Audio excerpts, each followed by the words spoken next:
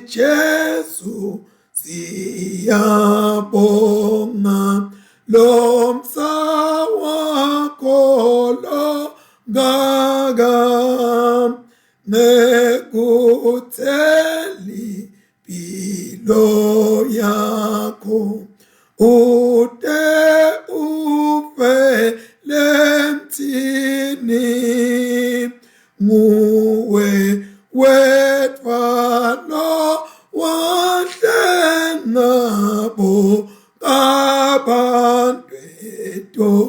nweni nemalanga ephasika wamisitsakramende lemtimba kanye nengadi kube kudla kwethu wathatha sinkwa wabonga njalo newayini lapho sekufike isikhathi sekubethelwa kwakho wathatha yona lenkonzo yekutitho bakwanjalo sifundise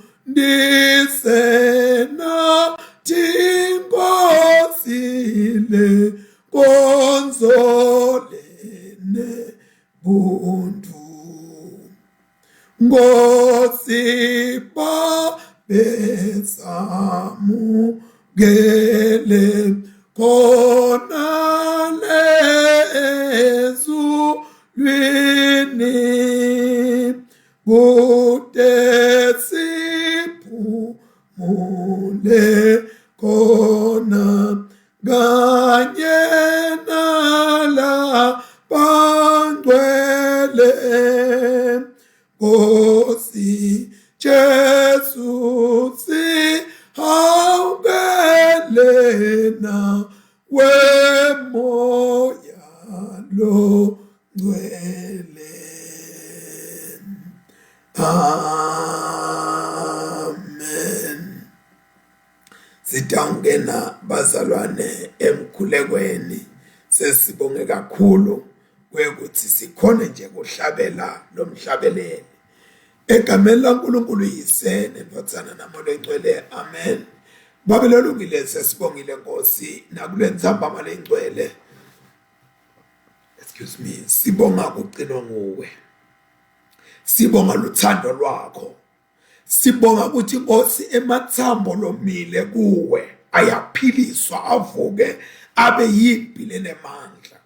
Sibonga ukuthi Nkosi live lakho mathi likhuluma ngemlomo wethu we attract the angelic being when we speak your word, oh God.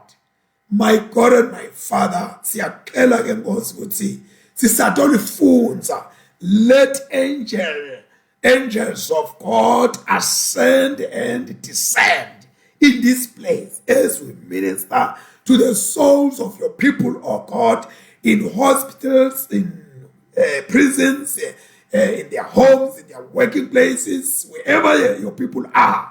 We pray that may your word, oh God, breaks the bonds, breaks the chains, and reach your people for the sake of your name. This we pray in Jesus' mighty name. Amen. Asihlole sivume emaphutha ethu.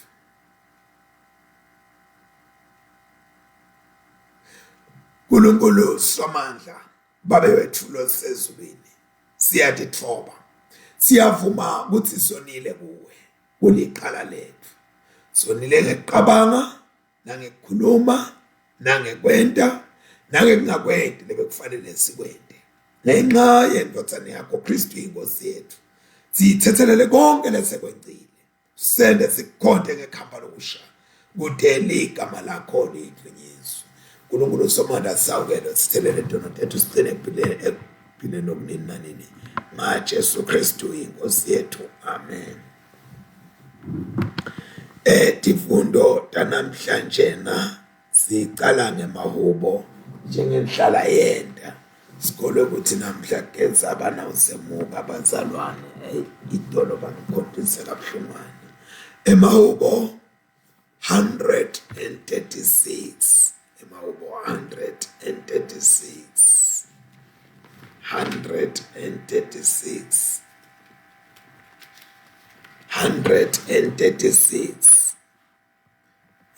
Lamahubo langa angikumbuzda the late Bishop Wamkoya langa lento wafunza nje nyalo. I just call in memory the late Bishop Elina Wamkoya as I'll be reading these Psalms. May her soul rest in peace to rise in glory in the coming of our Lord Jesus Christ. Amen. Bongani simakathe ngobe muhle, ngobe umusa wakhe ume kuze bephakathe. Bongani uNkulunkulu wabonkulunkulu, ngobe umusa wakhe ume kuze bephakathe. Bongani inkosi yamakhosi, ngobe umusa wakhe ume kuze bephakathe. Nguye yedwa lo wentatha imangaliso letinkulu, ngobe umusa wakhe ume kuze bephakathe. Nguye lo wenta emazulu ngekuhlakanipha kwakhe, ngobe umusa wakhe ume kuze bephakathe. Nguye lo wendlala umhlaba ethi kwemanti, ngobe umusa wakhe ume kuze bephakathe. Wenta tibane letinkulu, ngobe umusa wakhe ume kuze bephakathe. Wenta ukuthi lilanga libuse imini, ngobe umusa wakhe ume kuze bephakathe. Nekuthi inyanga netinkanyeti kubuse busuku, ngobe umusa wakhe ume kude bephakathe. Nguye lo wabhubhisa ematibulo aseGibhithe, ngobe umusa wakhe ume kuze bephakathe.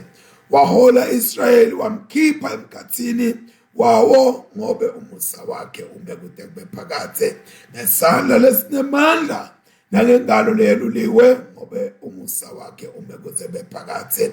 Nguye lo wehlukanisa kabili lwandle lolubovu, ngobe umusa wakhe ume kuze bephakathe. Wewelisa ema-Israyeli ekhathi nalo, ngobe umusa wakhe ume kuze bephakathe. Waqitha Faro nempi yakhe ngalo, ngobe umusa wakhe ume kuze bephakathe. Nguye lo wahola sive sakhe ehlane, ngobe umusa wakhe ume kuze kube phakathe.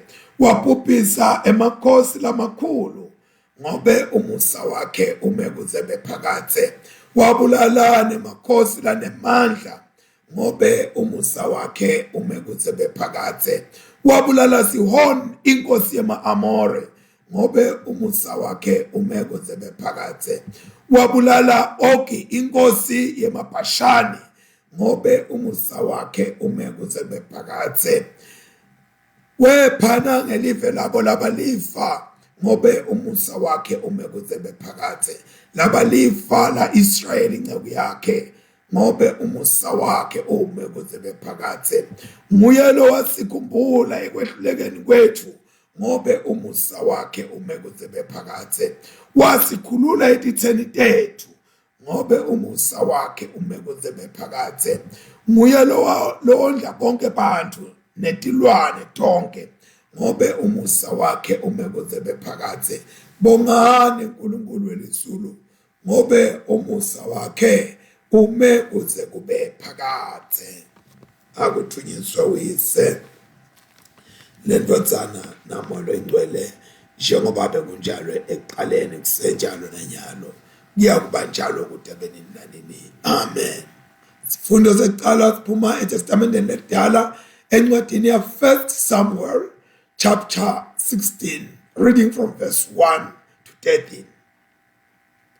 1 Samuel chapter 16 verse 1 to 13. Simakathe wakhuluma kuSamuel, wathi utamkhalela kuze kube ngunini Sawula, ngobe sengimalile ukuthi abe inkosi yama-Israyeli. Qalisela uphondo lwakho nemafutha ungenele indlela yakho. Ngikuthuma endlini yakaJese waseBethlehem, ngobe ngitikhethele lomunye wemadodana akhe ukuthi abe inkosi. Kodwa Samuel wathi, ngingahamba kanjani? Sawula utawukufa ngalokho bese uyangibulala. Simakade wathi, thatha sithokade uhambe nazo, fike uthi ngidewukwenta umhlatshelo kuSimakade. Ubobe sewuwe mema Jese kulo mhlatshelo, mina ngidawube sengiyakulayela ukuthi wente njani. Uyawumqobela lowo lengitakulayela yena. Samuel wenta lokho labe kutshelwe nguSimakade. Wathi nakefika eBethlehem, baholi belidolobha bathuthumela nabahlangana naye, bambuza bathi, ude ngesihle yini? Samuel waphendula wathi, yebo, ngide ngesihle. Ngitawukwenta umhlatshelo kuSimakade. Dingcweliseni bese nida emhlatshelweni kanye nami. Ngako wase ungcwelisa Jese kanye nemadodana akhe, wabamemela emhlatshelweni. Bathi nabefika Samuel wabona Eliyabe, wase uqabanga wathi, impela loqotshiwa waSimakade nguye lona lome embi kwaSimakade. Kodwa Simakade wakhuluma kuSamuel wathi, ungabheki kubukeka nebuthe bakhe, ngoba yena ngimalile. Simakade akabuki itona tintfo letinakwa ngumuntu. Umuntu ubuka lingaphandle lemuntu, kodwa Simakade ubuka inhliziyo. Jese wase ubita Abinadabi, wamendlulisa embi kwaSamuel. Kodwa Samuel wathi, Simakade nalona akamkhethi. Jese wase uletha Shama, wamendlulisa. Kodwa Samuel wathi, nalona Simakade akamkhethi. Jese wendlulisa amadodana akhe lasikhombisa embi kwaSamuel.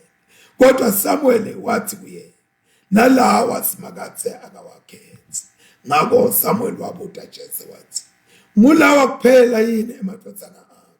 Jese waphendula wathi, kusaselele ncane kunawo onke, kodwa yena usetiwe. Samuel wathi, thumela iye ubidwa, singeke sihlale phansi sidle umhlatshelo engakefiki. Ngako Jese wase uyathumela, yalandwa nayo yangeniswa kuye. Yayibovana, inebuso lobuhle, ithandzeka. Simakade wathi, sukuma umqobe, ngobe nguye yena lo. Ngako Samuel wathatha liphondo lwakhe lwemafutha, wamqoba ebaleni embi kwabomnakabo. Kusukela ngalelo langa moya waSimakade wehlela ethi kwaDavide ngamandla lamakhulu. Samuel wesuka lapho waya eRama. Siphela lapha sifundo uqala. Sifundo sesibili siphuma eTestamenteni elisha, sibhaliwe encwadini ya Luke umvangeli chapter 10. We are reading from verse 1 to 17. Ngemuva kwaloko inkosi yakhetha labanye labange-72 leyabathuma ngababili ukuthi bahambe ngembili kwayo, bangene kuwo onke emadolobha netindzawo lapho yayitawuhamba khona. Yase ithi kubo, kuvuna kukhulu kodwa tisebenzi tincane. Thandazani kumnikati wekuvuna kuthi athumele letinye tisebenzi tekuvuna. Hambani ke nginithumela njengetimvu emkhathini wetimbizi. Ningasiphathi isipaji noma isikhwama na salabacelako noma ticathulo. Ningalijatiswa ngisho nakubingelela bantu endleleni. Noma nguyiphi indlu leningena kuyo, nibothi kuthula akube kulendlu. Nangabe lapho kuhlala umuntu wekuthula kumbingelela kwenu kutawuhlala kuyi. Nangabe akunjalo lokho kuthula kwenu kutawubuyela kini. Hlalani kulendlu nidle ninathe lokho labatani nika kona, ngobe sisebenzi kufanele sithole liholo laso. Ningahambi ningena tindlu ngetindlu, njalo nje naningena edolobheni na banemukela nibodla labaniphakela kona, nibaphilise labagulako kulelo dolobha, bese nibatshela nithi umbuso waNkulunkulu sowusonzele kini. Kodwa nabanganemukeli kulelo dolobha, phumelani ngaphandle etindleleni, bese nithi neluthuli lweli dolobha lenu lolunamathele etinyaweni tethu siluthithithela kini. Kodwa khumbulani ukuthi umbuso waNkulunkulu sewusonzele kini. Ngilitshela ukuthi ngelilanga lekwedlulela laba kulelo dolobha uNkulunkulu uyawubajezisa ngamatima kunebase Sodoma. Maye kuwe Khorazini, maye nakuwe Bethsaida, ngobe kube leti mangaliso letentiwe kuwe lebetentiwe eTire, letentiwe kuwe betentiwe eTire naseSidoni, bantu balapho ngabe kade baphenduka bebayawuhlala phansi bembathe emasaka batithele ngemlotha bentele kubonakalisa ukuthi batishile tono tabo. Ngelilanga lekwehlulelwa niyawujeziswa kamatima kunebaseTire nebaseSidoni. Wena ke, oh my God, wena ke Capernaum, uqabanga ukuthi uyawuphakanyiselwa ezulwini yini? Cha, uyakwehliselwa esogweni. Waze uthi kubafundi bakhe, loni lalelako ulalela mina, longanemukeli akemukeli mina, nalowo longangemukeli akemukeli nalo longithumile. Labange-72 babuya bajabule kakhulu, bafike bathi, Nkosi, ngisho nemadimoni ayasilalela nasi wekhuta ngelibito lakho. Siphela lapha sifundo sesibili.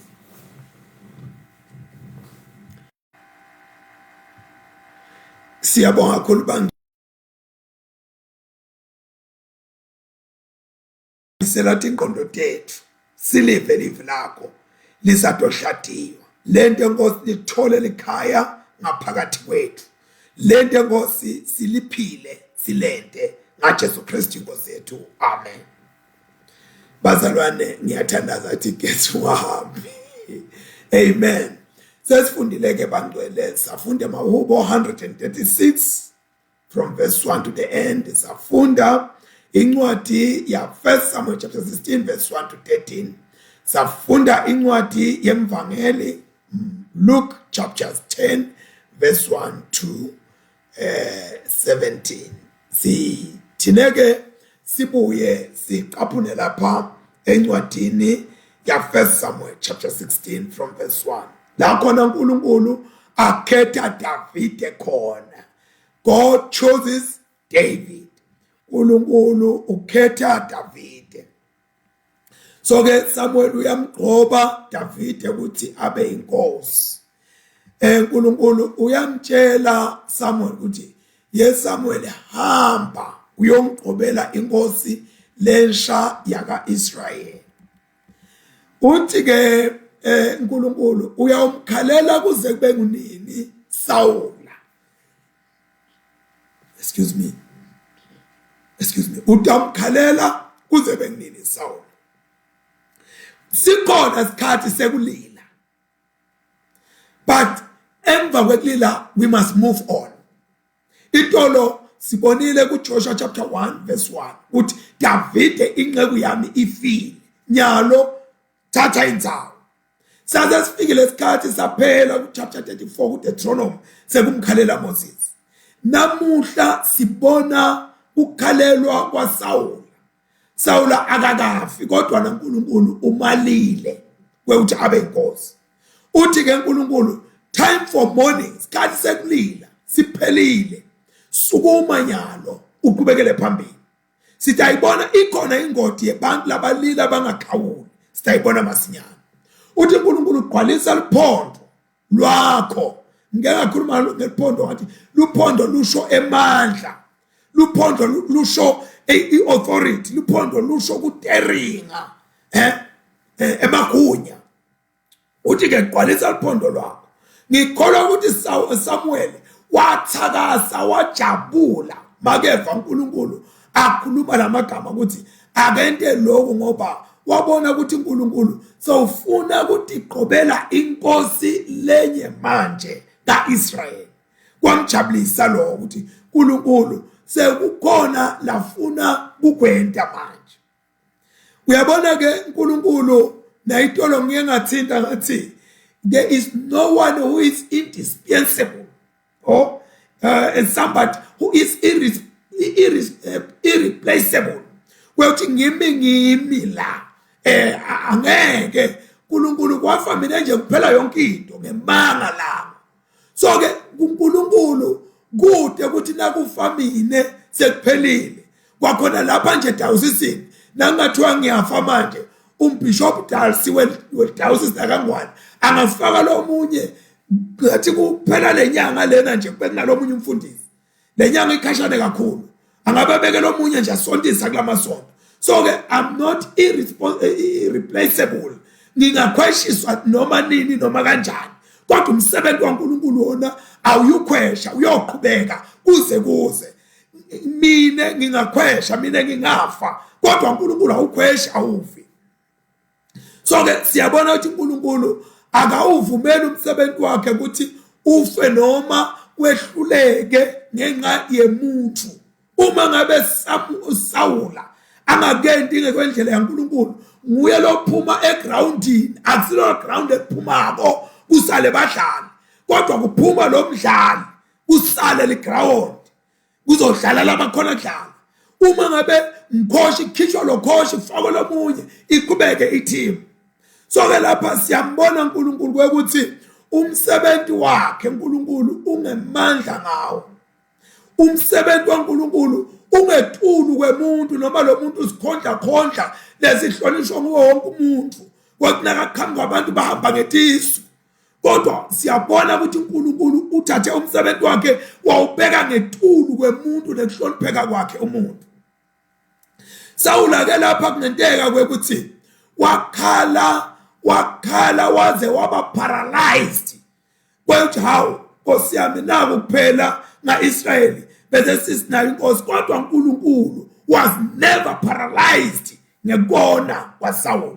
Kodwa ngesikhathi ona Sawula uNkulunkulu bekabuka ukuthi ngubani umuntu wambona futhi uNkulunkulu lapha ku chapter 13 ukuthi I have found a man after my own heart. So lokuqinisa inhloko kwaSawula kwekuthi Sawula abe rebellious ale athi uNkulunkulu nayindlela ale khamba kulendlela yaNkulunkulu athi khethele yakhe athi funele kwenta ngendlela yakhe. Lokho akuzange kwabehlula uNkulunkulu ukuthi amkhweshise. Uyabona umholi lona enhloko lelikhulu umholi lo ngafuni kulalela umholi lo gcwele yena mina self uyakwathi uNkulunkulu kumkhweshisa.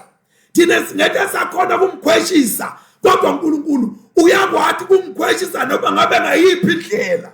Labanye ukuba khweshisa uNkulunkulu bawukudlatshana njengethi inkomo ehlane. Labanye bakhweshisa ngeluqhoko bakhwesha phakathi kwalabanye. Labanye bakhweshe ngekugula labanye bakhweshe ngani. Ubogwathi mangabe ukhona ukuthi awusikwa ukuthi wena uyokomela elithini ngawo ke utokwenta amathanza. uNkulunkulu unethi indlela de kukhweshisa aphinde futhi a replace ngaleso sikhathi leso. uthi ke uNkulunkulu kuthuma endleni yaJese uBethlehem.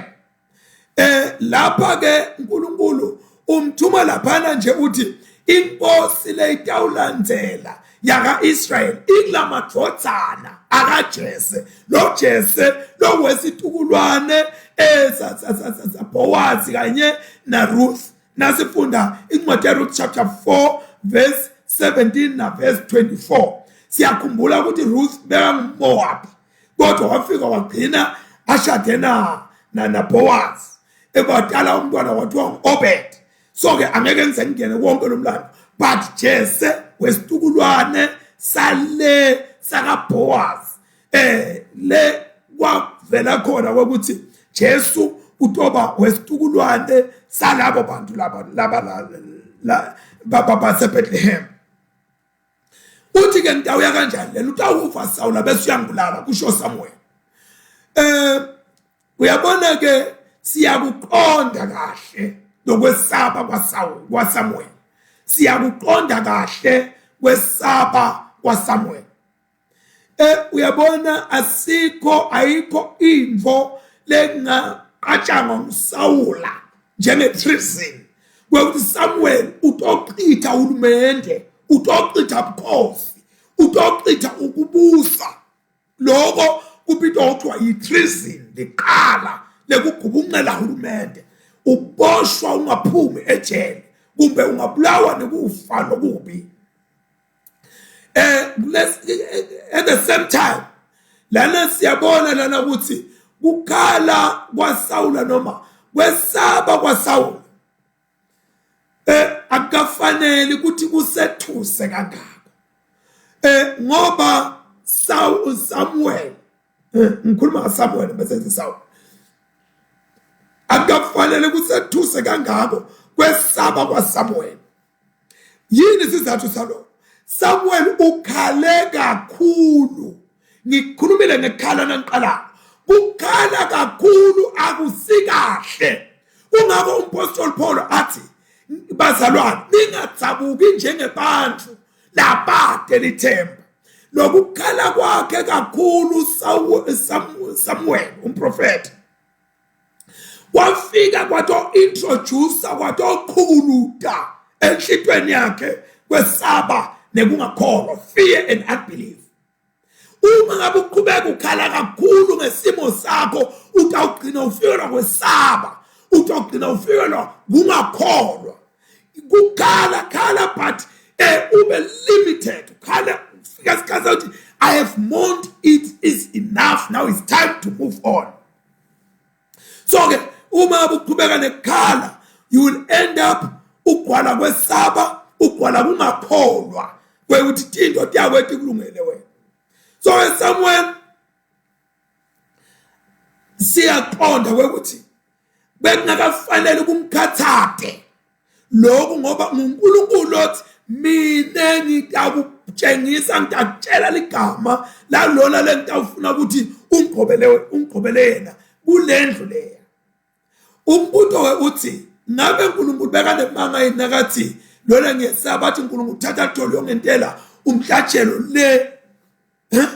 Ngabe uNkulunkulu bekanemanga cha, uNkulunkulu bekanemanga ngoba vele uNkulunkulu tinto takhe tingakentiki. Kufanele ukuthi kube nemhlatshelo. Makabonge Jesu. Kufanele ukuthi kube nemhlatshelo lo utakwentiwa ulethe noma ubeke uNkulunkulu endaweni yakhe lemfanele uNkulunkulu. Kwekuthi lona loyo amdumise uNkulunkulu ngendlela la ngamdumisa ngayo. So ke umhlatshelo noma umhlatshelo udzingekile uma ngabe tinto taNkulunkulu siyawudenda tiqhume tibe netinto eletibonakala. So ke uNkulunkulu nguye lo designer ukuthi umhlatshelo wakhe into lefanele ukuthi yentiwe kanjani. Uma ngabe umhlatshelo ungakentiwa, lelo phunga lelimnanzi lo mnikelo ungakentiwa, khohlwa ukuthi uNkulunkulu uyawuke ende tinto tendeke uNkulunkulu lokumjabulisako ukuthi kwenta umhlatshelo lo mhlatshelo akusisilwane, it is your own sacrifice.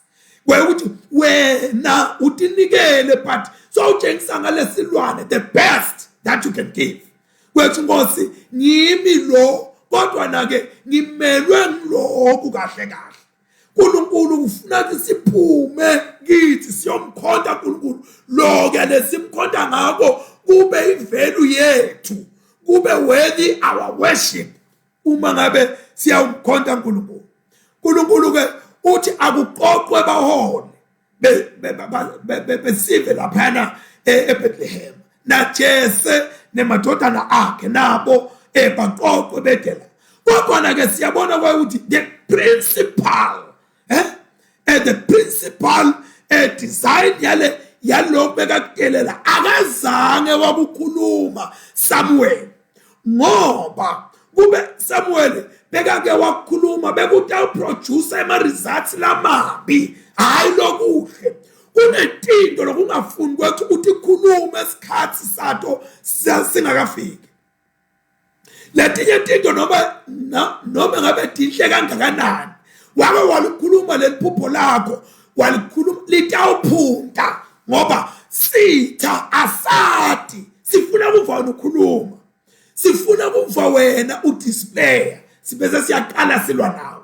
So tinto tiyafukanyelwa, tinto tiyafukanyelwa emthandazweni, tiyafukanyelwa evini laNkulunkulu ukuthi uthini uNkulunkulu ngelivi lakho. Uthi ke uNkulunkulu ngitikhethele khona lotoba inkosi kulamadvodzana akhe. Siyabona ukuthi etikhatsini letile phambili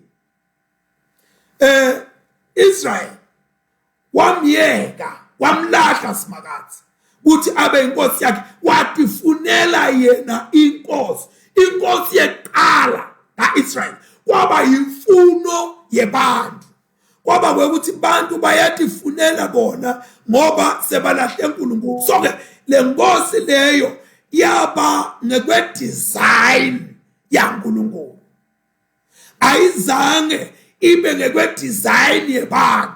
Lokho ukuthi it was a permissive will la kuhlangana khona imfuno yebantu naloyo uNkulunkulu athi ansale ninika ke lokho lenifuna. Kodwa noma kunjalo uNkulunkulu waqhubeka wahlala esihlalweni, noma yayikhona lenkosi uNkulunkulu lo wabeka icrown enhloko yale nkosi.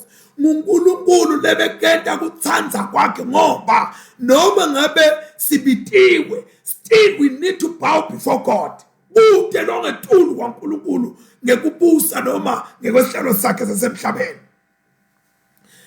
Liqiniso lapha lelisebaleni lithi uNkulunkulu nguye bekabusa Israel.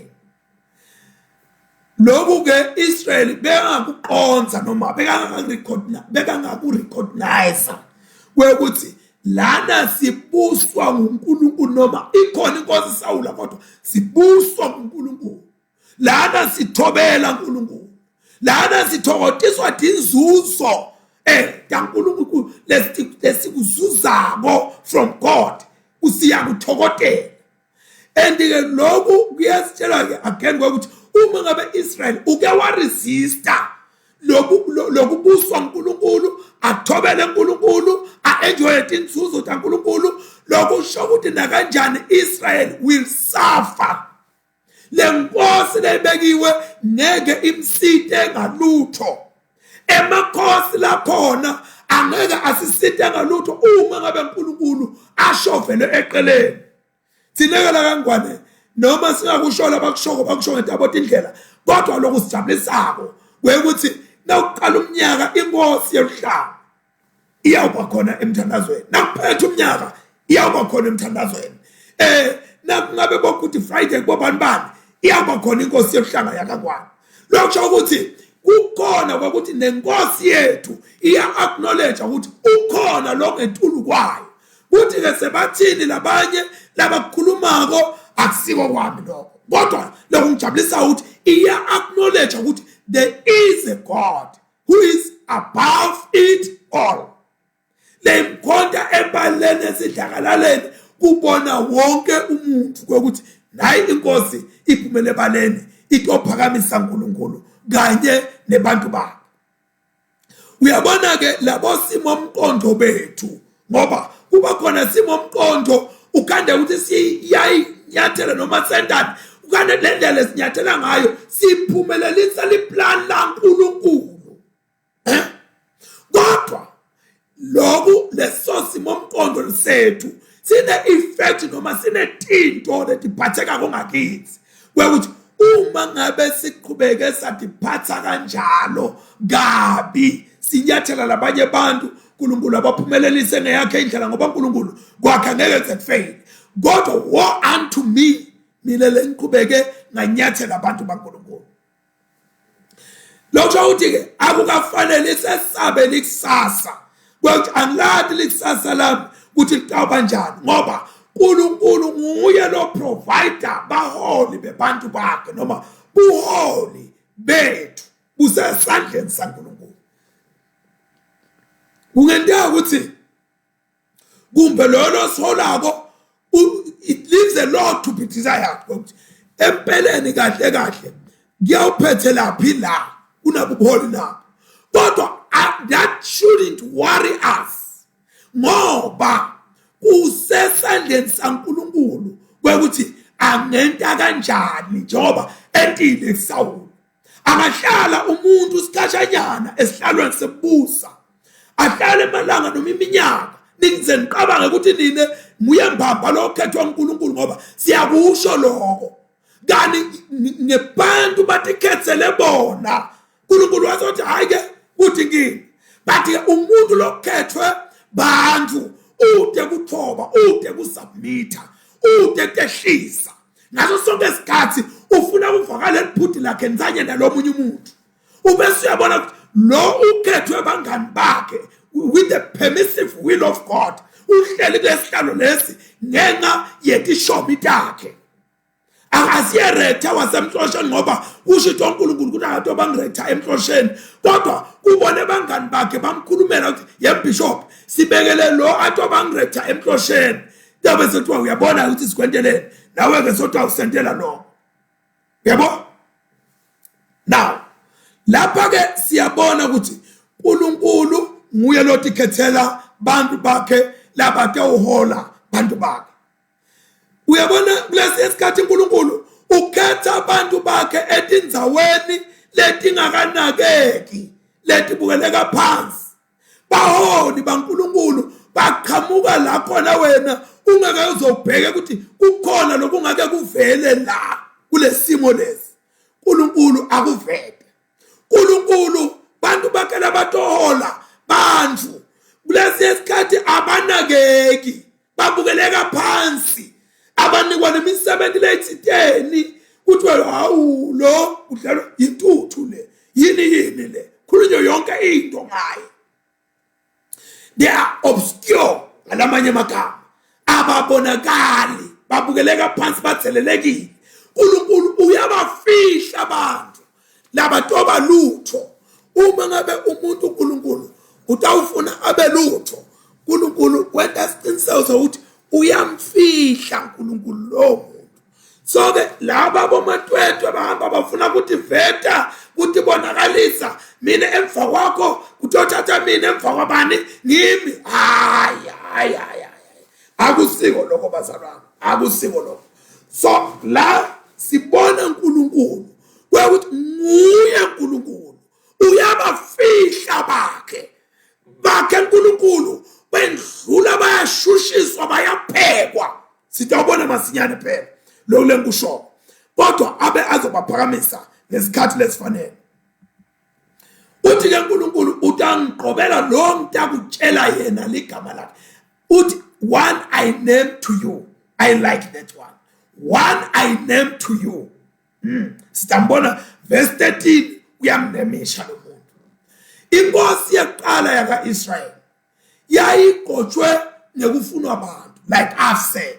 Kodwa uthi uNkulunkulu lo I will name him to you. uNkulunkulu utambita ngeligama leyaqala inkosi kwaba abantu ngala kwaba uNkulunkulu ngala kwahlangana inhlangano ekhathi ukuthi cha senguyeke lona. So ke into lekhethwa abantu iyafeyila, into lekhethwa abantu iba disqualified. Noma ngaba ngigaqe ipapa notami letinkulu lengithandako enjanjanyana fake bokhololo bami ngentelo kanaloke, as long as ikhethwe abantu, it is just a matter of time. Yonke lento itawubuya phansi, it will fail. Yonke lento it will be disqualified. Kulesi sikhathi you will never be disqualified ngebantu. Kodwa nature, the environment, the work itself will disqualify you. Samuel siyambona ke uta eBethlehem, uta ukwenda lo mhlatshelo. So Samuel did what the Lord said and went to Bethlehem. Uyabona ngiyithanda ke leyo ukuthi wenta lokhu simakathe lathi akakwende, waya kuphi eBethlehem. Umqoko kumlalela uNkulunkulu. Noma ngabe siyesaba, ngisho ngathi he was paralyzed. He had fear of being put into prison for treason. He was also having a disbelief, but ngoba uNkulunkulu ushilo ngezwi lingephuthe kwabithatha indoda ihambe. Letinto asitende ngoba sinemakhono, asitende ngoba sinenkani, kodwa sidenda ngoba izwi lakhe lishilo. iBethlehem ke lapha siyadwetshelwa isithombe sayo ukuthi iBethlehem yayilidolobha lengasikhashana, dolobhanyana nje lenqelele ngasikhashana neJerusalem. Kwakulikhaya la Ruth bakanye naBoaz. Kwakula khona Jese athi ayintalelwane yakhona. And iBethlehem kwakuyindzawo lengathi it was agricultural favored. Lapha kuma hill caves kwakulinyiwe wabona tingajana grains lapha nalaphayana. So that was Bethlehem. Indzawo yesinkwa, the house of bread. Now labadzala baledolobha bakhukha baveva bathuthumela babuta bathi ngabe utenge sihle utenge thulana. And ke lokhu bakusho ngoba it was justifiable ngoba Samuel lapha ku 1 Samuel khona lapha nje 1 Samuel chapter 15 verse 33 uqeda kuhlahlela inkosi Agagi uyibulale babuka ngenxa yokuthi Sawula akakayibulali lenkosi, wathi ayibuye wayihlahlela wayibulala babukile. So ke kwakunekwesaba ukuthi njengoba phela lo muntu usanda kubulala inkosi Agagi nangisekete lapha utenga liphi. Uyabona inqebe yaNkulunkulu akusiyo into yekutayelwa nguwe, akusiyo into yokuthi aboyitshela yenda kanje awukenti kahle la njanjanya. Who are you? Who are you? Inqebe yaNkulunkulu must listen first from God. Seyingalalela nani iphinde ikumikisa kuNkulunkulu lelo likhuluma. Makusho uNkulunkulu wathi hlahlela ngelisembe la ifanele into njalo inqebe. So ke bayesaba ukuthi kungenteka kulandzelele omunye phela la. Uthi ke Samuel hayibo kodwa nami sitakwenda umhlatshelo lana ngitenge kutakwentela simakathe umhlatshelo. Umqondo ke lesibonako lapha kwawe uthi kwamasiye nje Jese nemadodana akhe kuphela ukuthi kufanele bede batobukela ukuthi wendani uwenda kanjani lo mhlatshelo Samuel. Kodwa kwakuthi nanabo bato-participate ikakhulukazi ngathini kulo mkhosi lomkhulu wesidlo nemnikelo kuNkulunkulu, kuthi batawukudla kanye nemprofethi kulo mhlatshelo lo tokwentiwa la umhlatshelo wekuthula.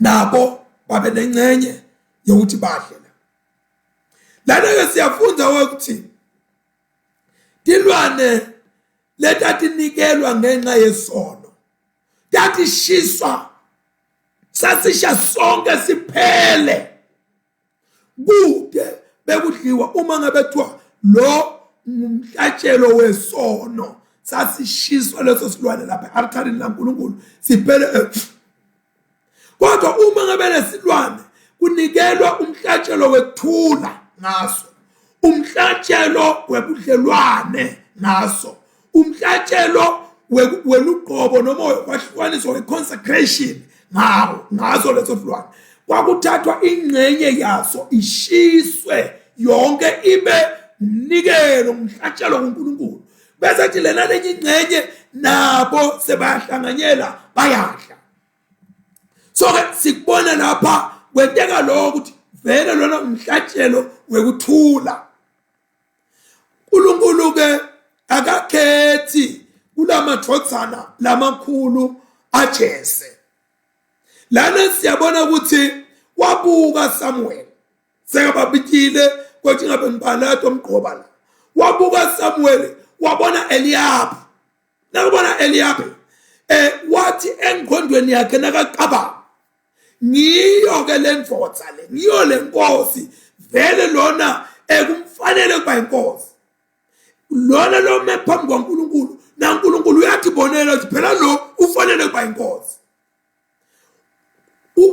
wenze washo lenhlitweni yakhe Samuel nangimqabanga nanami wathi hey yeNkulunkulu yathi yakwathi khetha ngathi nje ngivele ukuthi qhamukela kuye yena sibili lalela kodwa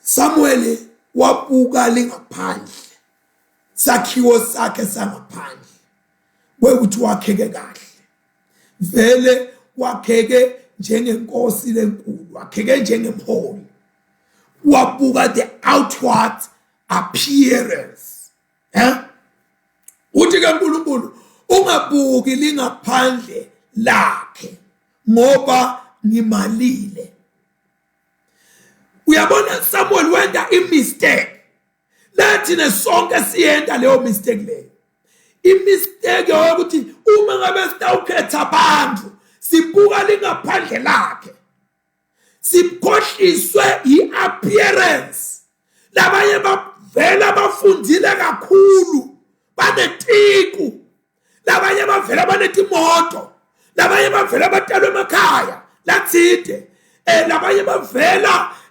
banjanjani bayathandwa abantu abakuphi bese ucabanga ukuthi lo muntu loyo utoba umholi akusika njalo kuNkulunkulu uNkulunkulu uthi ngimalile uyabona ke lena ngingasho ukuthi yimistake yeqala lento abantu bakaIsrael ukuthi bathi funele inkosi bafune umuntu ngema-qualities laba wabuka ngemehlo kwekuthi lo muntu nombuka ngemehlo vele konke kuyasho ukuthi ufanele kodwa uthola ukuthi lenhlitiyo yakhe akusiyo lenhlitiyo leNkulunkulu ayifuna yemuntu lotohola bantu bakhe uyabona siyatibona letinkulu sibona abantu labanetinhlitiyo letimahwehwe bahola abantu baNkulunkulu umuntu kulula kwekuthi alimate lisasa lalomunye umuntu life liphele lithi nya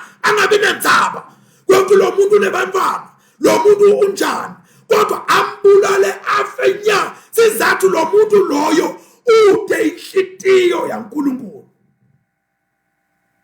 lo muntu loyo akakabitwa nguNkulunkulu lo muntu loyo akaka-appointwa nguNkulunkulu bam-appointile bangani bakhe kwathi hambe uyobangiretha wena sofikile la ubulala lekusasa lemuntu intombazanyana lencane bebonakala ukuthi lena nemabele yayo imisile nemfundo yayo imisile ikaba lutho uve ukuthi umfundisi soyishaye phansi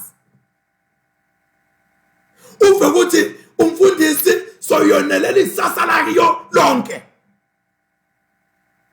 uyabo ubone ukuthi lo muntu lo there is a problem kulo muntu bangaki bantu ababaholi labalimate abantu baNkulunkulu namhlanje sikhuluma baswele nje sinkwa lesiyemlonyeni ngenxa yakho ulimate abantu baNkulunkulu nekujaka la ungakafanele khona. Ngiyakufunwa abantu labanye baze badizele ukuthi ngibane ngibe ngrector, ngibane ngibe archdeacon, ngibane ngibe bishop, ngibane ngibe evangelist, ngibane ngibe prophet. Unjani la ukhona khona namuhla? Kusho kona yini ukuthi wena you are the suitable person in that leadership position? Noma ngabe usikhulu, unjani la khona usikhulu khona? Noma ngabe uyinduna yasemphakathi, unjani? You must ask yourself, ukuthi yini into tonakale kangaka ngesikhathi sami? Uthi ke uNkulunkulu, angibuki kona lolo buka abantu, mina ngibuka inhlitiyo. Ngakho ke ngiyamala Eliyabi, ngoba inkosi ayibuki njengoba abantu babuka. Abantu babuka ngaphandle, inkosi uNkulunkulu ibuka lengekhaya. Uyabona ke lana lama statement aNkulunkulu aphethe into letimbili. One, aphethe amaqiniso onke, all facts. Number two, aphethe emavi, exhortation, emavi ekukhuthaza, kwekuthi sibocabanga njengaNkulunkulu, kwecabangeni kwethu simfune uNkulunkulu ukuthi ucabanga njani uNkulunkulu kunasi simo nasi. Before we make any judgment, asesike sifune inhlitiyo yaNkulunkulu. Ngisho njena ke ukuthi le statement lesi siphethe onke amaqiniso ngani, ngalo ukuthi thina nje sibantu siyehluleka kubona inhlitiyo yemuntu. nguNkulunkulu kuphela lo wathi inhlitiyo yemuntu. Athe amaswati ematinyo liguma lekuthi biyela. Uyabona umuntu noma angaba mhle kangakanani na umbuka lingaphandle lakhe, kodwa ungakamyisi kuqala kuNkulunkulu asome. Kulesikhathi lesi Samuel wathi vela athi lahla aba guilty, aba neliqala uthi sengihambele uNkulunkulu phambili. Bangaki bantu abahambela uNkulunkulu phambili angakafiki uNkulunkulu bona sebafikile, sebanqomile, sebengetimfo. Bangaki bantu labalimata inhlitiyo, balimata iministry yaNkulunkulu. Labantu losesibanqumile lapha kuma parishes, lese sibanqumile kuphi. Ngoba siyanquma sithi hey wena ngaphindi ngikubone la. Who are you? Uyathi lo mhlaba lo waNkulunkulu, nakangathi uNkulunkulu ngaphindi ngikubone la emhlabeni wami, singashonaphi?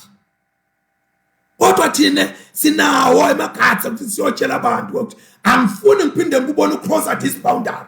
Who are you? So ke la wathi vela aguilt ukuthi ngeqe iboundary yaNkulunkulu ngayobuka, ngayokhomba, ngayokhohlisa inhlitiyo yami. Uyabona ke lento ya Samuel iyangithinta because akazange wakhuluma, waqabanga nje hey lona nguye man lo mephambi kwami. Uyabona kunebantu lobo nempeza babo babaphilisa kabuhlungu. They are guilty. Funa ke sikuqonde lokuthi sibantu angeke sikone kufunda imfihlo tetinhlitiyo tebantu. Kwathi lokho uthi angeke ukhone kuyifunda inhlitiyo yemuntu ubese uyamehlulela. Ngaleso sizathu asesime kujaka kuba ngemajaji. Uyabona ngisho nemajaji enkantolo akajaki, kuthatha isikhathi. Phela etinyanga kweli qala dophinde libuye kule nyanga ya maybe after 6 months asahambe lo valelo lapha. Labantu basadisena, basafuna. Wena ke akaphela isikhathi singakanani uyaphithisa nje, uyajaja nje, uyehlulela nje. Inhlitiyo lempileyo, inhlitiyo lengakalungi, inhlitiyo lengakholwa, inhlitiyo lethengwa nguSathane, inhlitiyo yohamba ehlulela. bangaki bantu labakhonta tithixo ngalokho lo muntu wena ubone outside appearance yakhe. Uyabona sinemadoda sinebafati ubona le outside appearance yakhe uthengeke uthi hawu lona nguye mankosi yami ngamane nje ngithengise njona ngawo konke kwami hambe awuyathi inhliziyo yakhe. Uyabona kulento lengithanda ukuthi thina emadoda noma ke ihle inama yangehlula nami kodwa ngiyayithanda lithi lo ufumene umfati ufumane into le uzuze umusa ebusweni kaNkulunkulu. Umfati ubuya kuNkulunkulu lokho ukuthi inhliziyo yakhe yatiwa nguNkulunkulu in short. So ke kufuna ukuthi noma ngabe sowubonile lento ithathe uyoyibeka le esikaleni sakaNkulunkulu. Ndiye uNkulunkulu naku lengikubona ngoba le idolatry uthi udohlala nalomuntu awuyathi inhliziyo yakhe. Uyabona iyangithinta le yethixo ngoba sithixo sakhiwa sibe nemehlo sibe nani kodwa kude lo sakha sibe nenhliziyo siphampa ingadi lengekhathi. Lokho ukuthi sithixo into lengenanhliziyo lengenampilo uthi ingadi ehamba kolengekhathi akuboni nje impunga lihleli la kule nthumbu yeliso wena ukhonte kona. So unjalo umuntu ohamba dikhethela abantu uyayibona lento leyikhethile ukuthi ikunikethe inkinga kangakanani. Dinento into lesikhethile yasifaka emahlazweni because sibone the outside appearance sangabona inhliziyo. Kwesibili ngithi le statement lesi sisho ukuthi asikhuthatha ekutheni asifune ingqondo yaNkulunkulu. Uma ngabe sitawehlulela noma ngabe yini lesitawuthatha ukuthi sihlulele ngabo asifune ingqondo yaNkulunkulu singabuki indlela lingaphandle sibese segijima sithi lo vele sigebengu lo ingelosi lo unjani asewuke uthi dig deeper yini lemente wafika lapho inhliziyo yakhe i-influence yini ukuthi ifika ngoba thina ngekwemvelo yethu vele siyehluleka kwehlulela abantu. Uyabona kunama breaks up emishadweni my relationships with my friends whatever is because labantu sikhethela thina asiyi kuNkulunkulu. Bulukhuni buhlala bukhona noma ngabe ngikuphi noma ngimuphi umsebenzi uhlala unema challenges kodwa uma ngabe lento lena ibuya enhlizweni yaNkulunkulu kuthi noma ngabe kulukhuni kangakanani athi umuntu I will never give up, I will never go back, I will never yield, I stand my ground. Oh yes, oh yes. So ke asesike bafishane bazalwane bami ujaka kwehlulela labanye abantu asesike bafishane ujaka kubeka labanye tiqi bathi lo unje lokho kuthi awusishiya with a guilty conscience ngoba asikwadi kwehlulela ngendlela lengiko. Asiniketeleni ke kuNkulunkulu uma ngabe siyakwehlulela ngalokufanelekile asisichithe isikhathi sifuna simakathe sifuna inhliziyo yaNkulunkulu ukuthi bantu bakhe sitawubehlulela ngayiphi indlela lebantu sebahluleleke ngayo bakheke kunokuthi balimale. Uthi ke sabona nalona kamkhethe wamtshela uNkulunkulu ukuthi hey bula madodana la ngalabitiwe lasikhombisa la kude lele ngimkhethile kulawo kodwa yena ukhona endlini kaJese. Lokho akusho ukuthi emadodana aJese bekungebantu lababi futhi akusho ukuthi bebangasibo bantu kumbe lengathi uNkulunkulu ukhethe endlini kabo. Into nje ukuthi bona bebangasi le choice yaNkulunkulu bona lendlu ikhethiwe kodwa lo akusiyo le choice yaNkulunkulu. uNkulunkulu beka nemuntu wakhe engqondweni yakhe. Ngalezo sizathu Samuel wema wathi uNkulunkulu ukhona umuntu lamkhethile uzandlini kaJese. Eliab lebeka indodana lenzala yaJese beka nako konke lokumenta abenkosi onke into lengaba ipotential nje mbeke ukuthi abenkosi abe umholi beka nako nalala abanye bomnaka. Kodwa wathi uNkulunkulu hayi angifuni inkosi yenyama kunaloko ngifuna inkosi yenhlitiyo yami. Seyibekhona inkosi yenyama leyibukekako lenato tonke leto thixo kodwa nyalo sekufuneka inkosi yenhlitiyo yami. uNkulunkulu uyabafuna abantu benhlitiyo yakhe.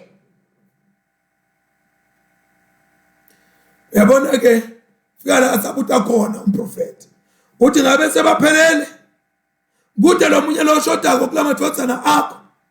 Uyabona uma ngabe uthethe kahle live laNkulunkulu i-instruction evini laNkulunkulu ukuthi tiyani uNkulunkulu lokho ukuthi kuloku akubonakali hlala musa kuqoqoma musa kushiya uthi sengiyamshiya lo sengiyakuloya engiyamshiya loya engiyakuloya uthi ngabe bapheleleni lamadodana akho lapha. Uyabona ke lokhu kusitshela ukuthi Samuel soqala balengaki ye problem yakhe. Lengaki yakhe ithi uNkulunkulu ungitshelile nangifunda lapha ku 1 Samuel chapter 16 verse 1 ungitshelile uNkulunkulu wathi I have provided myself a king among his sons. Ikona inkosi la kula madodana kholwa ngile live la uNkulunkulu akholwa kubona kwakho kuqabanga kwakho kwenta kwayini kholwa ngile live la uNkulunkulu. Siyabona amadodana aJese onke lapha la ngi7 kodwa uNkulunkulu akhetha umuntu kuwo. Kodwa ngoba Samuel bekade ukuthi live la uNkulunkulu liliqiniso nekuthi athi kwekuthi uNkulunkulu kuloko la kwentile uqinisekile uNkulunkulu ukuthi ikhona ila lento lengitele ayikho enqenye. Wayeke kwawufuneka lapha uyabona iyamthinta le laba bakwentiwe umhlatshelo bathi ingcweliso bangcweliswa badla kwabanjani noma khona lokwentiwe kumbe kusathodliwa. Kodwa lo ukhishwa umkhubulungwane siswathi sami ayikhona manje ukhishwe umnyumbazana. Now uthiwa uphina uthi Jese hayi man khona lokuncane kwemfanyana man kule usayestim. Lokhu kusitshengisa ukuthi Davide la khaya kubo bekabukeleka phansi kangakanani lo mndeni wakhe wonke wawumbukela phansi Davide. Yathi ngentiwa into la khaya kodwa yena akhishwele ngaphandle anganakwa anqunywe akhoshiswe. Kuthi angisho umuntu lo nqunyiwe umuntu lo retrenchiwe kumuntu lo wentelwe phansi kuthi mani sibinzi ukhona uNkulunkulu. Uyabona bakwakhe kweqala nje akambiti nangegama sibevile bo Eliab bo Shama bo bani kodwa lo akabitwa ngeligama. Kwesibili akazange wamenywa wabonakala ukuthi no simqoka ukuthi angaba khona kulesilo. Kwesithathu uze uba khona ngoba Samuel uya insista ukuthi angeke sihlale phansi angakafiki la akabuye la. Lokho ukuthi ukhona into noma abantu bangakuvalela kanjani ngaphandle baqabela ukuthi wena uyawufa ungasilutho, kodwa lo nkulunkulu lesimkondako lo wadala wena wakuletha la emhlabeni at a time and a season and an age as this, uyathi uNkulunkulu uthi sinini isikhathi sakho. So ke David umuntu bekabukeleka phansi, angabonakali, angadlala iqhaza lelithiteni emndenini wakhe, akhishwele ngaphandle. Uma ngabe sibuka David kwekuthi bekamncane kangakanani, awaka 8 luswane lolu ngalamanye amagama, akusimangalisi ke lo ukuthi leni athathe umsebenzi lo lapha phansi lobukeleka phansi la emndenini wakhe, kungoba bebathina bambuka ngaleli nelizwe.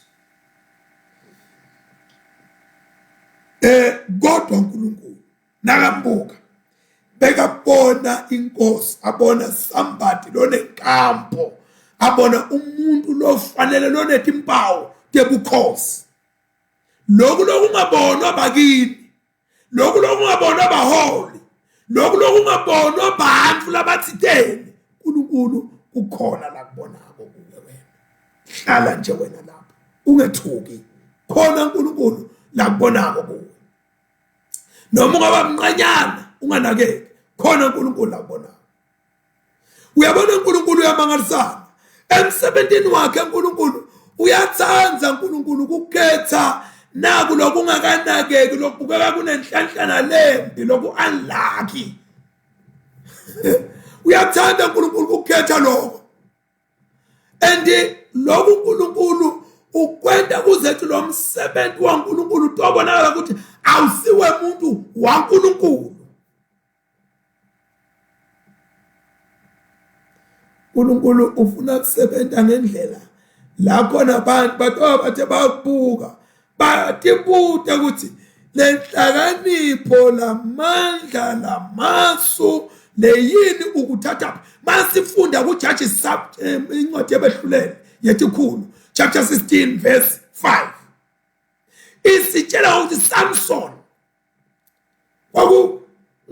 tolengasile inakekanga kodwa kwakunalamandla, batibuta lamandla kuwathathaphi. Akafanele kuba nemandla lento le, kodwa nemandla akho. Uyabona, vuma uNkulunkulu ahlale enhlitweni yakho, vuma uNkulunkulu asebenzise wena, utawumangala into leti tawenteka. Vuma uNkulunkulu ahlale ekhukhini lakho, vuma uNkulunkulu abe ngumhlobo wakho. Very soon into titawujika. Ungade waba ngumuntu lofundile, lonengqondo letekuhlelehlele, uze ubalwe makubalwe emndenini ukuthi hey phela lona usinjenje nguye, uyasebenza, uyasondla, usendani. Ungeke wabukeka ngaleyo ndlela leyo, ungabukeka wenzelelekile. Kodwa uma ngabe unekukholwa kuwe, uvele ube ngameli ungetulu kwabo, noma bona bangabukela phansi kodwa Kristu ubukela etulu, babukele phansi wena usetulu kwabo. Kunebantu lesibaphethe basibukela phansi, sibaphathe silapha phansi, bona bathi basetulu baguquke babe phansi. By the way, the more you go high is the more colder it becomes, is the more the angle is closing. Triangle. Emandla akaba mancane lethu, emandla akho akulabantu. Uma ngabe unebantu, bantu ngibo labakunike amandla. The more you go higher, ukhohlwa ngebantu ngasemuva, ubokwathi ukuthi you are just walking alone, you are lonely, having nobody. Lesi isikhathi ungathi vela sengathi lakhaya wena into lophiwa tona kumbe kuncanyana, neluthando lophiwa lona akusilo lolwanele, njengoba kwakwenteka nakuDavide. Kodwa khumbula ukuthi lo bekakade alahliwe ajikwe lapha emenene, uNkulunkulu wahamba omenyula wathi ngilothandekako noma ngilothandekile wakhe. Uyabona ke inkinga lenye angathi Davide kule gama wethiwa nini. Lenye inkinga sethiwe amagama. Ligama lakho liyokufuna neministry yalo lapho ukhona khona. Likubuyise endaweni. Sitawubona masinyane le gama lethi David lisho ukuthini. David beka umuntu bekalusa timfu. Alandzelana netimfu. Uyabona wapitwa Davide wapitelwa kulomsebenzi lomkhulu watogqotshwa apitwa ekulandzeleni noma ekunakeni timfu. David beka wenda umsebenzi wakhe lokungijabulisako awenda ngentokodo awenda ajabulile. Kodwa kwakungumsebenzi obukeleka phansi, umsebenzi lo ubukeka obulima. Noma njalo Davide wawenda lo msebenzi ngalokukhulu kwethembeka. Wekuthi lokhu latshelwe nguyise ukuthi akakwente wakwenda Davide. Wathi angeke ngize. Awangathi Davide angeke ngize ngekwelusa timfu. Nakathi uyise khokha timfu hambe kwelusa mfana wathi khokha about elusa.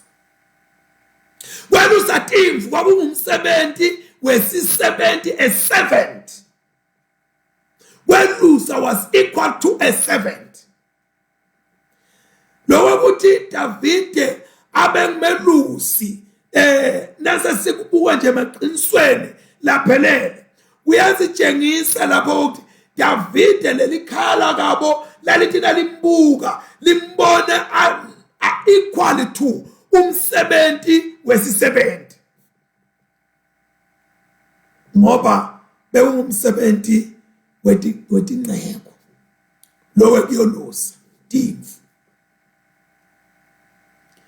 Endike lokunyene singakubona la singaphinda sibosi umndeni waDavide bewungasi umndeni bewunemasela ukuthi ungaqasha umuntu longabelusela timfu. Lokusho ukuthi this family was not a well-to-do family. uNkulunkulu uyokhetha inkosi la kungenamali khona, la abantu bangenalutho khona, uyotikhethela khona uNkulunkulu. Funa inkosi lapho uNkulunkulu. Kwelusa timfu. Kwelusa timfu kwakumnika Davide sikhathi lesanele seqabanga. Uma ngabe kwelusile kunengo loqabanga. Davide ke bekachitha isikhathi sakhe lesinenge aqabanga asabuka letimfu latelusile abuka indalo yaNkulunkulu, inkazimulo yaNkulunkulu bekayibona ethi kwaletinto aqabanga ukuthi lolo wadala lamagqumo wadala imifula wadala ini abuka konke lokho Davide kwakuthi uyathi wada uNkulunkulu ngaleyo ndlela bekakha inhliziyo yaDavide. God was building his heart. Uyayakha uNkulunkulu inhliziyo usabuka indalo yakhe usabuka usanaka lokho lokunakile uNkulunkulu uba nendlela yokwakha inhliziyo yakho. Siyabona ke lokhu laphana kuMawubo 119 verse 1 yeah 4. Maybe quickly let me just read Mawubo 119 no not 100 but Mawubo 19 ngifuna nje kufunda quickly Mawubo 19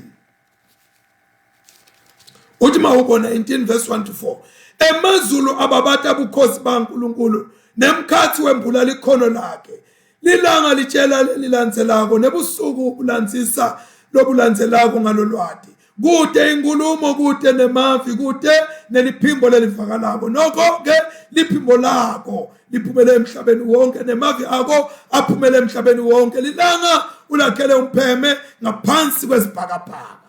Kukhuluma Davide. Ungathi fundela ke lihubo number 8 kunengila kakushoko Davide lapho akhuluma nje ngendalo. Uphumile Davide ulapha welusile kodwa kukhona labonako ngendalo yaNkulunkulu angakusho. Kwelusa timvu kwakubita inhlitiyo. Inhlitiyo letsite hayi nje noma ngiphi inhlitiyo.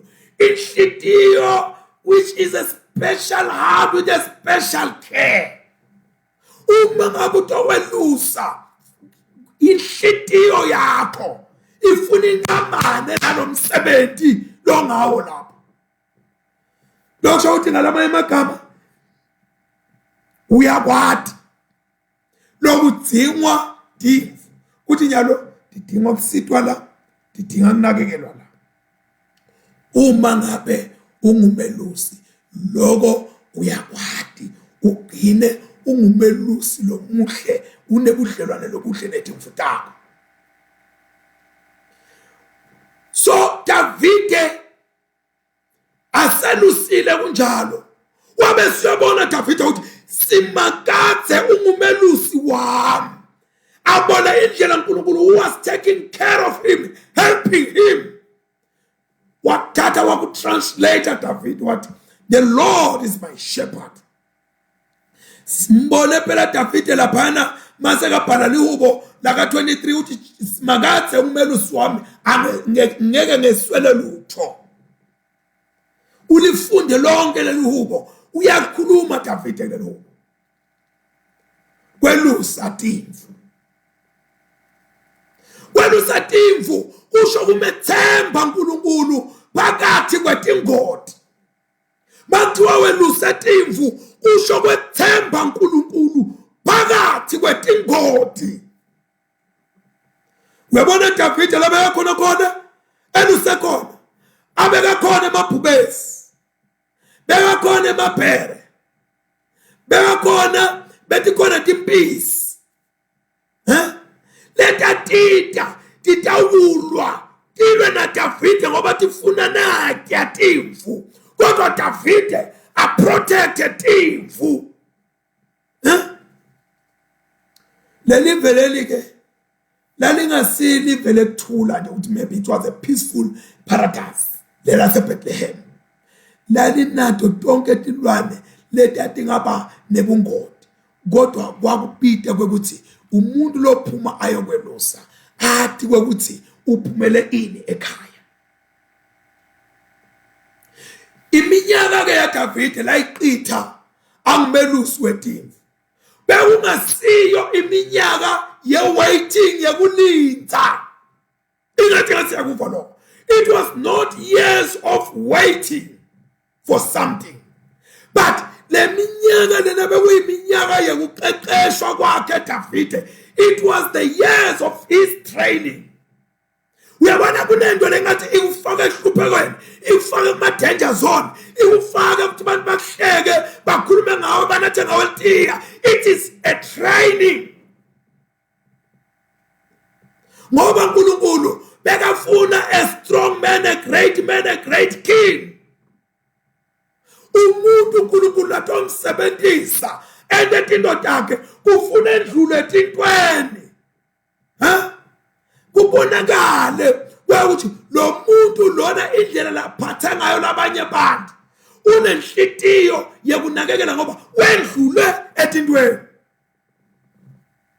Ngicela ukuthi ngilifunde naleli hubo laka 78 ngitotshengisa lokho lengushoko la. Leli hubo laka 78 kukhona leli sitshela kona lokumayelana nalokho lengikhuluma ngakho. 78 ngitafunda kusukela ku verse 70 kuya ku 72. Uthi wakhetha Davide inceku yakhe. Wakhetha Davide inceku yakhe wamlanza ekweluseni timvu nasekunakekeleni timvukati nemazinyane akhe kuthi atekwelusa bakaJakobe sive sakhe. Yebo baka-Israyeli labalifa lakhe.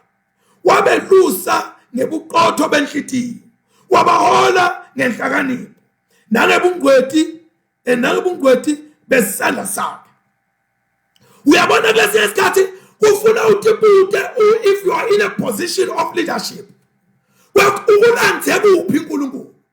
yini into lesingeke sitibone ukuthi uyathi lo wendlulela kwasala kwaphila wendlulela lapha kwaphila na kuyavela lapha khona kunema footsteps ama footprint akhe lo munye umuntu uhambe lapha kwafa wafika kuvuthwa wabulala kodwa namuhla sethiwa lo muntu loyo akabe priest in charge abe rector abe bishop abe evangelist abe prophet asawutibuke ke wena sebakunikile lesikhundla ukuthi sowumdiyakhona sowumshumayeli yini into loke wayenta yaphila uthi lithi le verse wakhetha Davide lebekelandela thina ngithe the shepherding was not a time, a waiting time, but it was a training time for David.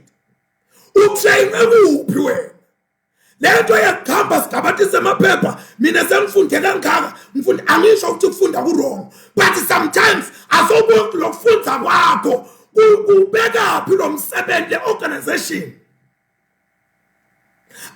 ayifini usigabathisela emaphepha lapha uthi ufundile lapha asinge kufunza siya ngokuthi uNkulunkulu has God made you ngiyakhuluma ukuthi God made baholi bengikhuluma ngama elders ukuthi they are made by God and recognized by people. Davide uyakhethwa uphinde uyagqotshwa. Davide thobeka bovana anemehlo lamahle abukeka lo mfana lo le ndlela nje lesitshelwa ngayo ngaDavide uyabona ukuthi beka nelibala lelihle Davide ngempela andike lokhu kuyasho ukuthi lelibala lakhe lelihle beliba attract abantu uyabona umuntu onelibala lengathi liyakhanya khanya bantu bayamthanda nami ngiyamthanda yeah. So David was so attractive emehlweni abantu nangamehlo akhe nje indlela lebeka le ndlela laqhazwa ngayo lamehlo akhe David kusho ukuthi beka nempilo aphinde anenhlakanipho vitality and intelligence yayibhalwe lamehlweni aDavid ngoba welusa nje lo muntu ubuka lapha abuke lapha emehlo akhe kufuna phile funa benenhlakanipho bekabukeka David bengumuntu lebengathi he was a charmer of some sort nakake wavela nje David kushintsha simo kodwa nebengabukeki njengaSaul Saul yena bekabukeka njengemholi David yena bekabukeka njengemuntu lomuhle kodwa Saul wabukeka njengemholi abukeka njengenkosi masifunda 1 Samuel chapter 9 verse 2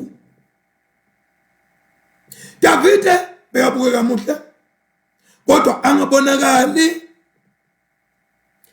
okanye wawungeke usho ukuthi nombono ukuthi nangumboni na inkosi wawungeke usho uDavid kanjalo indlela lebangi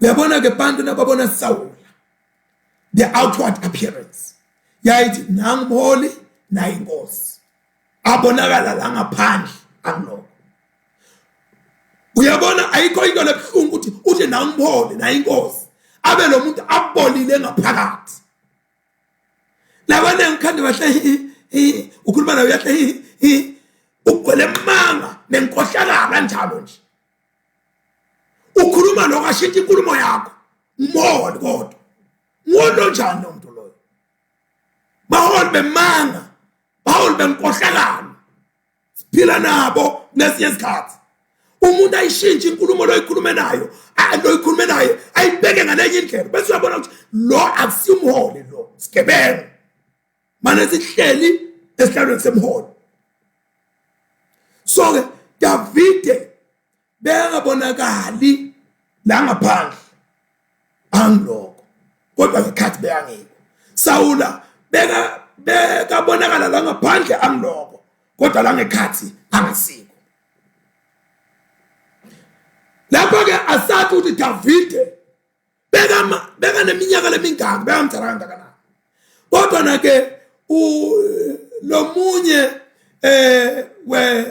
we ma-church historian Dr. Josephus umbeka lapha bo 10 years labanye ke baya-arguisha bathi beka lapha bo 15 years so sesingathatha nje Davide beka kuleyo range yabo 10 to 15 years nakathi oqotshwa abe inkosi so kuNkulunkulu akufuni ukuthi umuntu semdzala kangakanani nakakhethile uNkulunkulu ukukhwetha ulihlwile esiswini samakhe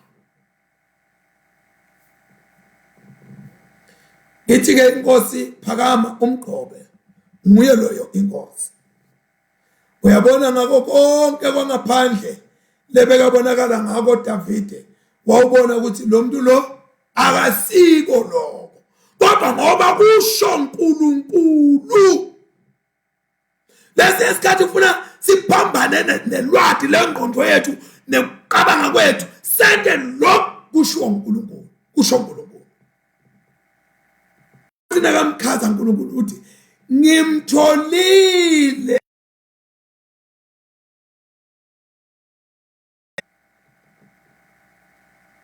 lengimyale ukuthi abe umholi webantu bami.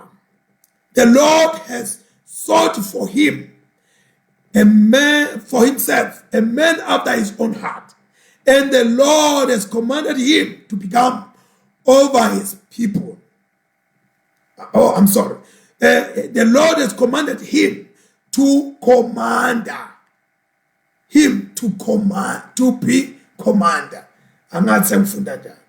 The Lord has commanded him to be a commander over his people.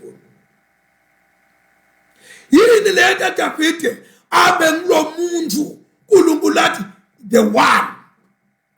the one kungoba bekungumuntu wenhlitiyo yaNkulunkulu.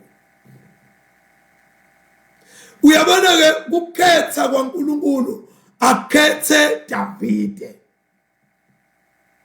Lokhu akusho ukuthi kufanele sishiye imisebenzi yethu esiqashwe kiyo kuze kuthi sitoba abantu benhlitiyo yaNkulunkulu sithi sesiya full time ministry. Kumbe sesitaba abantu benhlitiyo yaNkulunkulu no. And akukadingeki ukuthi sibe abantu labatiwako abantu labaneligama ukuthi sibe abantu benhlitiyo yaNkulunkulu no. Asidinga ukuthi sibe abantu abahloniphekile nalabathandwa abantu babakhulume kahle ukuthi sibe abantu baNkulunkulu no asikudingi lokho.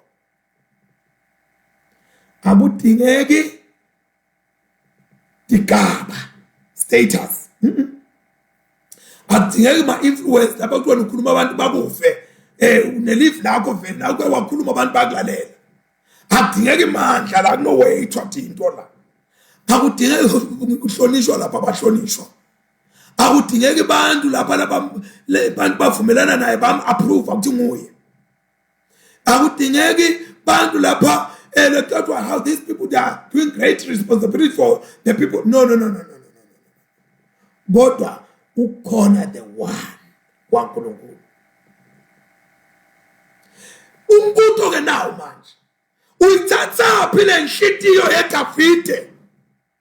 Lese ifunwe yabonwa uNkulunkulu ngaphakathi kwakho. Ngabe uyithatha phi vele baba Davide? Davide kweqala nje lesifuna sikwathi kwekule nhlitiyo lena uyithole ngekuqitha isikhathi sakhe lesinengi anaNkulunkulu.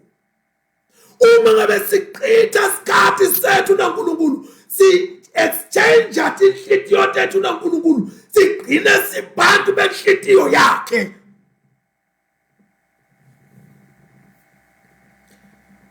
Uyabona ke asikusho lokho uphumele baleni ukuthi Davide uqitha isikhathi sakhe naNkulunkulu nje. Somebody has started the journey. Kona loqalile eqaleni ukuthi amthengisele Davide lolu hambo loluhle kangaka.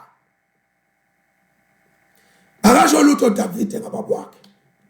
Masifunda lapha Davide kude la khuluma khona ngababa wakhe. Kodwa uya lolu hambo loluhle kangaka. akasho lutho Davide ngababa wakhe. Masifunda incekukade ngumake lokuthi ukhuluma sengendlule kakhulu Jehova. 116 kuMahubo verse 16 wakhona uthini ke? Awusimakathe mina ngiyinceku yakho indvodzana leyidalwa yincekukade yakho. Uthukulule ibopho lebe ngiboshwe ngalo. Yinceku indvodana yencekukade yakho. So siyabona ukuthi unina waDavide he played a role ekuthenini aqale indlela ayiqalele uNkulunkulu kulo mntwana. Lo mntwana abe devoted entweni kaNkulunkulu. Unina waDavide wabeka sisekelo la lo mntwana atokwakela khona. Unina waDavide wamfundisa Davide kuhamba endleleni yenkosi. Lokhu siyafunda futhi ku 2 Timothy chapter 1 verse 15 ukuthi na Timothy ngumake wakhe lo wam influence. Bomake banenzima lenkulu eku-influenceni bantwana. Siyabonga bomake. Ngike ngasho ngathi nami ngangilapha ngenhlanga segroundini kaDlamini kaMaphi. Ngihamba ngiya noma sembita nomntana ngegama may so rest in peace. Kodwa nje igama lekujwayele ngalo le yandawo. Ngiya esikolweni ngina 13 years. Wathi make ngiyokufunda grade 1. Wathi mfana wami uma ngabe kukhona into longatentela yona mukela Jesu. Lo mkhalelako lofile sokuJesu nyalo. Uma ngabe ukholwa kuJesu naye hamba akholwa kuJesu niyobonana. Kodwa nangabe bengakholwa nigcinele kubonana. Athatha Jesu umake. So bomake banenzima lenkulu labayihlala kubantu ababo. Wamthatha ke Samuel uPhondo walibheka ethi kwaDavide wamthela ngamafutha. Lokhu ke kwenteka lesento lesi kuDavide Jese bomnakabo bakhona bahlahle emehlo babukile. Kodwa lebekade ukuthi kwentekani manje kwakuNkulunkulu naye Samuel. Ukuthi kwentekani nyalo. Bebangati laba ukuthi uyaqothwa lo manje oba inkosi. Labanenge bacabanga ukuthi bayamhonorisha lo ngabe bamhonorishela ini ngathi izandla ezingathathi kumbe bamhonorishela bona lokumlusa umfana wekelusa. Uthe nje lo kwacabanga ukuthi hayi lento lena lento kaDavide ikawugcina imolela ebukhosini egcina inkosi kude lebeyacabanga lo. Kodwa uNkulunkulu abekathi ukuthi usebentane kuDavide enhlitweni yakhe kulesikhathi leside sekwentekile lo ukuthi anointwe. Davide lapha utoqoshwa esidlangalaleni bonke babona. Kodwa lo msebenzi weqoshwa wakhe wathatha indzawo le in the private place. uNkulunkulu uyayakusebenza lela kungaboni khona abantu. Udovadoveke khona udovadoveke khona. Uthi uphumela khona ebaleni kuba ungathi uyaqala kubonakala. Kanti uNkulunkulu kudala aqalele kwenta umsebenzi empilweni yakho. Siyeba uthi moya waNkulunkulu wabe sewuyafika kuDavide. And into lenyona imqobo masikhuluma ngeqobo sikhuluma ngamoya waNkulunkulu. Lamafutha singathelwa njengawo kodwa moya waNkulunkulu ungakamenya wabakhona lapho kuthi umsebenzi manje sathelwa njengamafutha amahala. Kodwa lamafutha akhuluma ngento yangekhathi lengiyosibili uthi khona yenteka kanti lengekhathi kunjenya luthanjisiwe. Wavuka Samuel washona eRama. Samuel akazange azaqala ukuthi athi hey Davide sengiyakuhlalisa ke manje esihlalweni sebukhosi cha noma entete politiki undermine Saul cha akazange azakwente lokho nokuthi etama uthi phela asengimbukele Davide ukuthi kwawente kanjani ngabe akazange azakwente lokho Samuel. Kodwa na Samuel into la yenta wenta lokhu uNkulunkulu lathi akakwente. Wase ubuka indlela leya eRama. Wenda lokhu uNkulunkulu lathi akakwenze wase uyasuka uya eRama wathi uNkulunkulu lokunye udasala ukibonela into politics khona David ngeligama sekuphelile ukuthi Abo chapter 13 verse 14 enjanjanyana kodwa uNkulunkulu sombita ngeligama ku chapter 16 verse 13 and egama lelithi David lisho beloved lisho loved one kungawo ngithi angathi noma David labadala bakhe bametha legama bakhohlwa ngaye bamjijelane ligama lahamba nomenyula lapho noma legama walethiwa uNkulunkulu ngalezo sikhathi I don't know. Now David emibhalweni lengcwele sitawubona ukuthi umuntu lobaluleke kakhulu ligama lakhe livela more than 1,000 times so loku David bo Abraham bakhona kodwa bavela njenga David bo Moses bakhona kodwa bavela njenga David and nangabe kuyenteka bavela na Jesu nakavela uyarifela ku David akusho kuthiwa Jesus is the son of Abraham or the son of a follower of Moses kodwa kuthiwa lapha ku Matthew chapter 9 verse 27 he is the son of David. Siyabona ukuthi masibuka tingoni ngetingoni tempilo ya David kunetinto letiphathekako naletiphawulekako ngempilo ya David. David angathi abanalo lokholo leli beka nalo Abraham akuze kuthiwa is the father of faith. Ngete abanawo lamandla ekuhlanganyela naNkulunkulu bawuhlala entabeni eSinayi njengoba Moses bekahleli naye.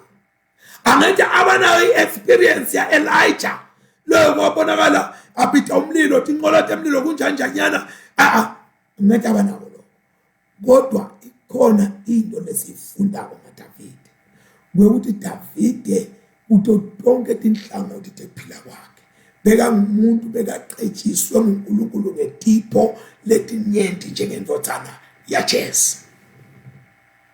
Angisho ke mzalwane wami ukuthi don't look down upon yourself.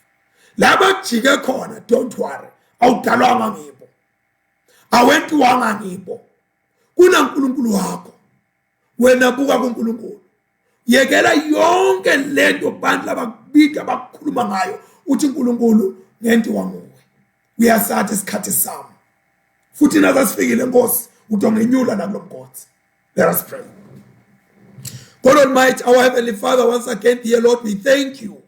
Umuhle uNkulunkulu imkhulu yesabeka uyakwathi Nkosi kulanza lokuthelelekile lokungena khama uyakwathi uNkulunkulu wethu lona amandla onke kubuka inhlitiyo yemuntu uyakwathi Nkosi kutenda kahle tonke tinto thatha Nkosi ludumo lwakho kubeke Nkosi nemsebenzi wakho uthi funele Nkosi benhlitiyo yakho ubabeke uNkulunkulu wethu lona amandla onke la kufanele khona laba njengabo Sawula Nkosi ubakhweshise ngoba babambelela umsebenzi wakho. They are so rebellious emsebenzini wakho, so self-centered, but Lord, look for those of your heart. This I pray in the name of God the Father, Son, and the Holy Spirit. Amen. I'm sorry I have taken too long, but I find it was worth it. God bless you all. Amen and amen.